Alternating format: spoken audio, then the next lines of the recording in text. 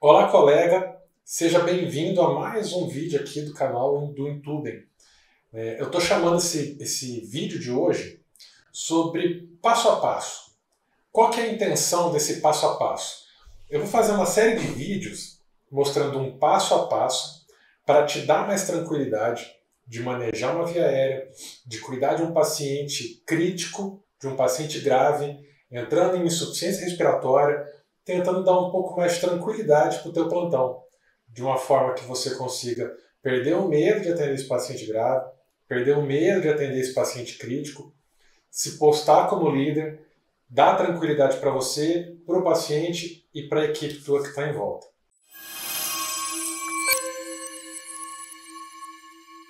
Bom, eu sou o Danilo, sou médico intensivista, formado na Universidade Federal de Uberlândia, já trabalhei em unidades de pronto atendimento, em sala vermelha principalmente, intra-hospitalar. Já trabalhei em atendimento de urgência e emergência pré-hospitalar, fazendo resgate. Hoje eu trabalho somente em unidade de terapia intensiva, tanto da rede pública quanto da rede privada. Assim como muitos que estão aqui, eu também já tive medo, já tive inseguro, principalmente quando era recém-formado, de atender um paciente grave, de atender um paciente que chega instável, que chega dessaturando, que chega hipotenso, rebaixado. Né? Já tive esse receio de atender esse tipo de paciente. E com o passar do tempo, a experiência vem vindo, a gente vai estudando, a gente vai se aperfeiçoando, se especializando e a segurança vai aparecendo naturalmente. Aqui no Intubem, a gente quer que você atalhe essa segurança. A gente quer que você dê um passo mais rápido, que não passe por todos os apuros que a gente já passou. Você não precisa passar por todas as dificuldades, dar tanta cabeçada para conseguir dar um atendimento de excelência para o seu paciente. Tá certo? Então vamos lá. Hoje eu estou aqui para te falar de um passo importante no manejo da via aérea e da ventilação, do controle respiratório de um paciente que chega em hipoxemia no teu atendimento, tá bom? Esse paciente chega com uma lesão pulmonar grave, chega em SARA, chega com edema agudo de pulmão. Isso aconteceu muito nos casos do Covid, na grande onda de Covid, em que os pacientes chegavam com 60%, 70% de saturação, já com máscara reservatória a 15 litros, cianótico, já com sintomas de gravidade, agitado, confuso, muitas vezes rebaixado. Eu já cheguei a ver paciente chegando com os lábios já bem escurecidos, quase preto mesmo, já sem ter força mais para puxar o ar. Ele já não tinha mais força, ele estava entrando em parada respiratória iminente. Então, esse paciente precisa de alguma coisa a mais para conseguir ser entubado. É claro que a gente vai falar aqui que esses pacientes que chegavam na parada iminente eram pacientes diferenciados, pacientes especiais, em que a gente vai falar um pouco mais sobre eles depois, tá certo? Aliás, mais para o final do vídeo, lá no final do vídeo, eu vou relembrar duas dicas que eu vou passar ao longo do vídeo e dar uma dica especial para você guardar lá no bolso, deixar na caixinha, que vai te dar mais segurança, que vai te dar mais tranquilidade na hora de manejar esse paciente. Tá bom? Então não perde, continua assistindo o vídeo até o final, vai ser bom conteúdo, te garanto que você não vai se arrepender. O que a gente vai falar hoje? A gente vai falar sobre oxigenação apneica. Ah, mas eu já ouvi falar mal desse negócio. O pessoal falou que isso não funciona. Realmente, não são todos os trabalhos que falam do benefício da oxigenação apneica. E por quê? Porque a maior parte dos trabalhos ou é feito no centro cirúrgico, paciente de cirurgia eletiva, que já tem uma reserva boa, né, que já está lá preparado para isso, o anestesista já fez um atendimento anterior, já controlou bem esse paciente, então ele não precisa de um suporte maior. Ou então, esse estudo foi feito dentro da terapia intensiva, em que o paciente já é crítico o suficiente, ele já entra lá com uma possibilidade de desfecho desfavorável, entende? Esse paciente, eu gosto muito de falar dele sobre a via aérea fisiologicamente difícil, que é um paciente já grave, que ele pode até ser um paciente fácil de manejar a via aérea, mas ele tem condições fisiopatológicas que dificultam esse manejo. Então pensa comigo, se é um paciente que já tem uma reserva reduzida, é um paciente que já tem um SAPS mais elevado, que já tem uma possibilidade de um desfecho ruim, fica muito difícil a gente randomizar isso num estudo, mostrando que esse manejo da oxigenação apneica pré-intubação vai trazer um benefício para ele no desfecho a curto, médio ou longo prazo. Talvez por isso a gente ainda não tenha conseguido mostrar os benefícios da oxigenação apneica no paciente de urgência, emergência e terapia intensiva. Na urgência e emergência, ainda não se tem um costume, uma rotina de se pensar nesse passo. Mas eu vou te mostrar que não é difícil da gente fazer, que não exige grandes tecnologias, que não exige grandes dispositivos para você conseguir fazer esse procedimento que a gente chama oxigenação apneica. Antes da gente continuar, eu vou deixar claro que esse vídeo não vai te trazer conteúdos específicos de biofísica, de física dos gases, de farmacologia, não vai te fazer um resumo aí de questões para residência. A minha intenção não é essa. A minha intenção é te mostrar como no dia a dia você consegue dar mais segurança e dar um atendimento de melhor excelência para o seu paciente, independente de onde você estiver. Tá certo? Então vamos lá comigo que a gente vai saber o que é, como serve, como faz a oxigenação apneica. Eu vou te mostrar agora que não é um bicho de 7 cabeças. Não é uma coisa de outro mundo, igual algumas pessoas falam que é muito difícil de fazer. Basicamente é assim, ó, você vai manter um fluxo de O2 durante o período de apneia na indução, sequência rápida, por exemplo. Catéter nasal, tipo óculos, normalmente se fala de um fluxo máximo entre 4 e 6 litros. Que mais do que isso a gente não vai conseguir ofertar mais oxigênio, correto? E além disso, vai ressecar a mucosa, vai causar dor no paciente. Por quê? Geralmente a gente pensa no catéter nasal como manutenção de uma oxigenoterapia a mais a longo prazo. Nesse caso, o que a gente vai fazer? A gente vai pegar o mesmo catéter, jogar 15 litros por minuto, túnel de vento, lá em cima, deixa o negócio estourando, 15 litros plus, e colocar, claro, com umidificação, né, para não causar mais lesão. Você vai colocar esse catéter nasal, 15 litros, manter o fluxo elevado durante o período de apneia. Basicamente é isso. E a teoria por trás disso, chama fluxo de massa aventilatório. Ah, mas deve ser um negócio muito complicado.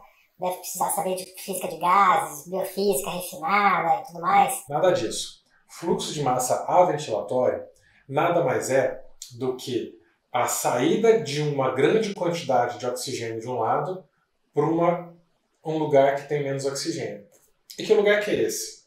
Pensa só, o oxigênio ele tem uma alta afinidade na membrana, muito maior do que o CO2. Então, você está pré-oxigenando o seu paciente. Você está tirando o nitrogênio ali do saco alveolar. Você tem oxigênio ali, correto? Esse oxigênio está saindo do saco alveolar para o vaso, muito mais do que o CO2 está vindo de lá para cá. Ele tem mais afinidade no transporte. Então, o paciente está em apneia. O oxigênio está saindo de lá, está saindo do saco alveolar. Está ficando com uma pressão parcial de oxigênio pequena aqui. Aqui em cima, no espaço morto anatômico, esse espaço morto anatômico, você está ofertando um oxigênio, 15 litros por minuto, alto fluxo. Então, nesse espaço morto, tem uma alta concentração de oxigênio sendo empurrado com um fluxo elevado, uma velocidade elevada. Está acompanhando? Por difusão, esse oxigênio tende a sair daqui e ir para um lugar de menor pressão parcial. É isso. Ah, mas você vai ter então resolvido todo o problema de falta de oxigenação durante o período de apneia. Então eu vou ganhar um tempo enorme de reserva para poder entubar meu paciente. Também não é assim. E essa é uma grande crítica que as pessoas que são contrárias à oxigenação apneica, são contrárias também, não sei nem porquê, uma grande crítica que as pessoas fazem. Porque você não ganha tanto tempo, mas você ganha um tempo. Às vezes é um tempo suficiente para o seu paciente não cair a saturação, para você conseguir entubar uma via aérea mais difícil, para você conseguir evitar uma lesão hipóxica isquêmica. Não se tem o tempo exato, mas se você tinha uma reserva de 1 minuto, você passa a ter uma reserva de 1 minuto e 20, 1 minuto e 30, já é uma grande diferença. Claro que você não vai sair de um paciente com reserva de 1 minuto para um paciente com reserva de 10, mas você vai ganhar um tempo. Muitas vezes, esses 30 segundos adicionais é o suficiente para você conseguir entubar e iniciar a ventilação mecânica. Uma intubação fácil, paciente bem posicionado, você leva aí 20, 30 segundos entre a laringoscopia e a passagem do tubo, é isso. É uma coisa muito rápida quando você faz tudo da forma que deve ser feito.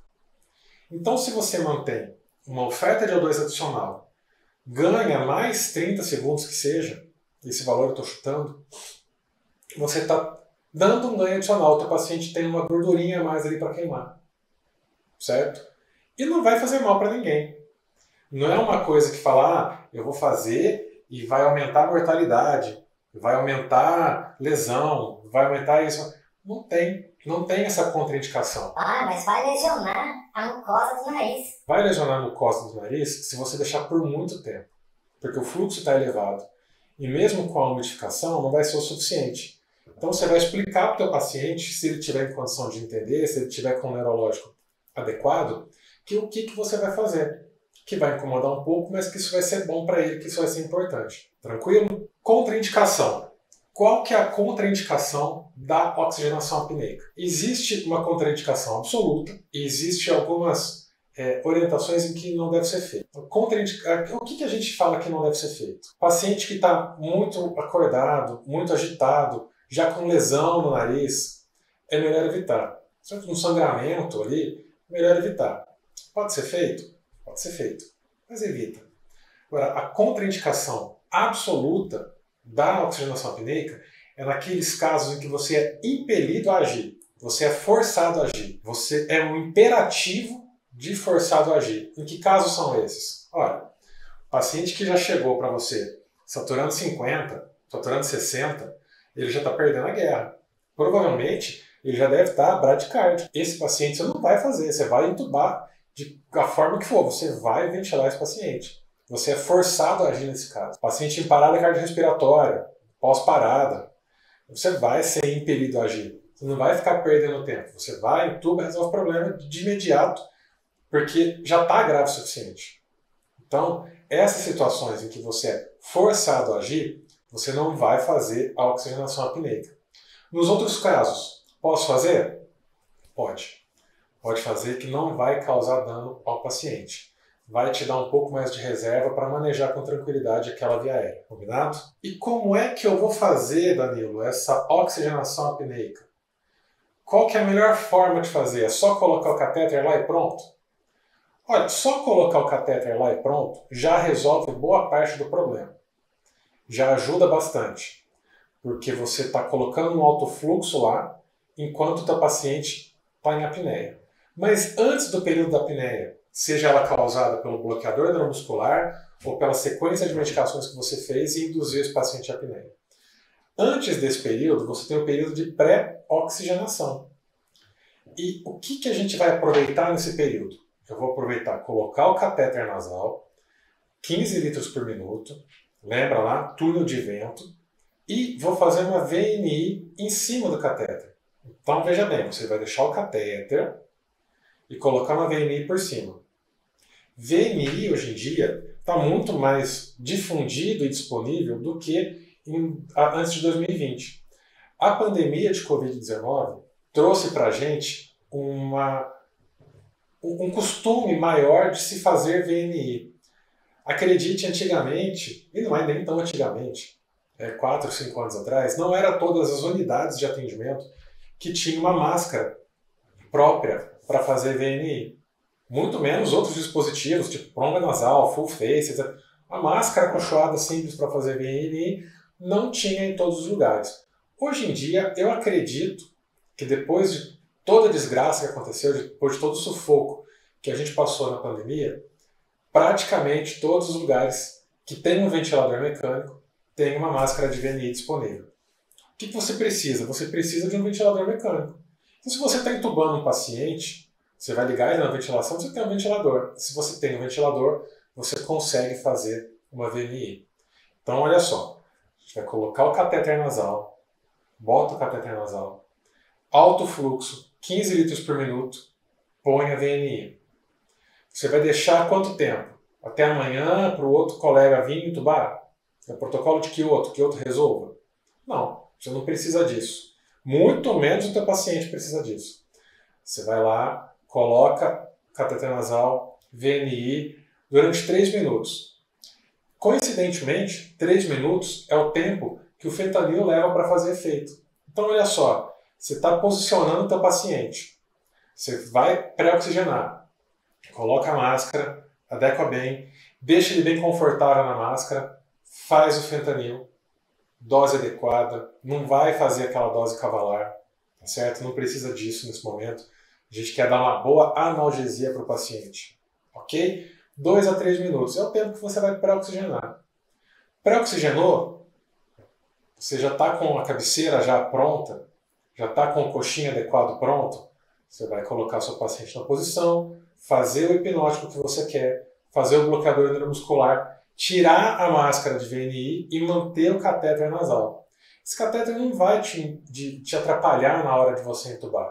Ele vai estar aqui, você vai estar aqui na boca, certo?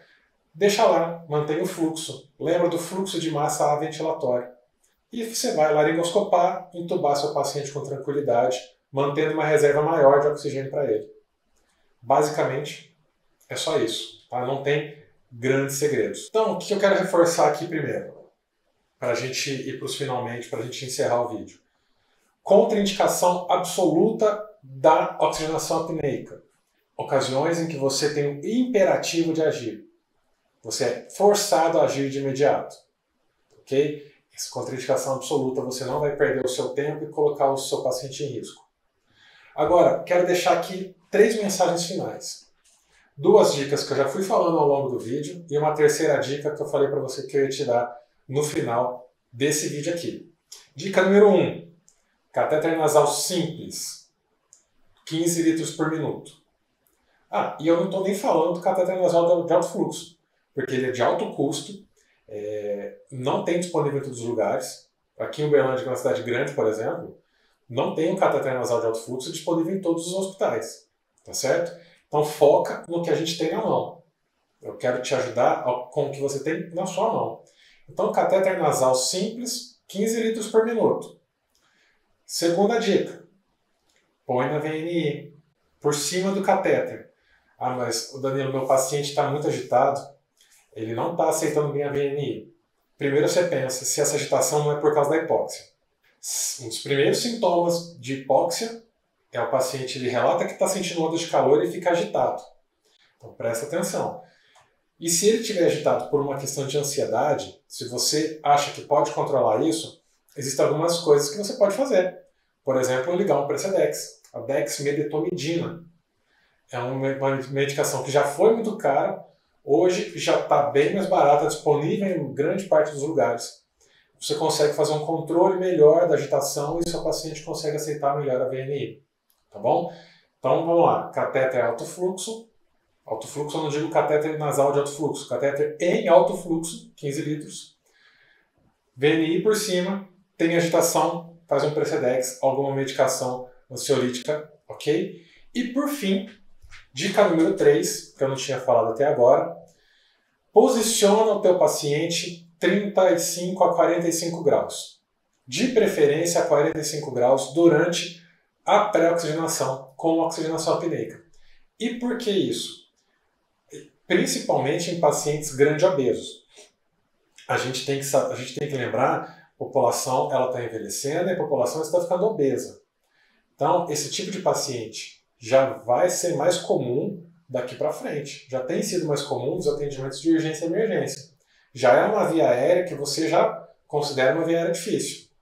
Então, você vai pré-oxigenar muito bem e colocar em 45 graus. Por quê? Principalmente em obesos, a gente tem uma doença hoje que chama Síndrome da hipoventilação do obeso. Ela é causada por uma restrição, é uma hipoventilação restritiva. O peso do abdômen comprime o diafragma e impede com que ele faça o movimento para gerar pressão negativa na hora da inspiração fisiológica. Você vai tirar esse peso do abdômen. Se você colocar ele 0 graus, o abdômen vai restringir esse movimento diafragma. Você colocando ele a 45, você faz com que o peso do abdômen seja jogado para baixo e libera a expansão pulmonar. Isso não precisa ser só em obeso, tá? A gente pode fazer isso em qualquer paciente. Qualquer paciente que tenha condição de ser posicionado desse jeito, não hesite. Bote ele a 35, 40 graus, 30, 45 graus na verdade. Libera um pouco dessa pressão do abdômen no tórax, que você vai conseguir pré-oxigenar muito melhor o seu paciente, ter resultados muito melhores e ter uma laringoscopia muito mais tranquila, tranquilizando você, dando segurança para o seu paciente, tranquilizando a sua equipe. Ok? Dúvidas, sugestões? Manda pra gente. Comenta aqui no vídeo, siga a gente nos nossos canais. Vai ser um prazer responder a todos, trocar ideia, aprender junto. Certo? Um abraço para todo mundo e até a próxima.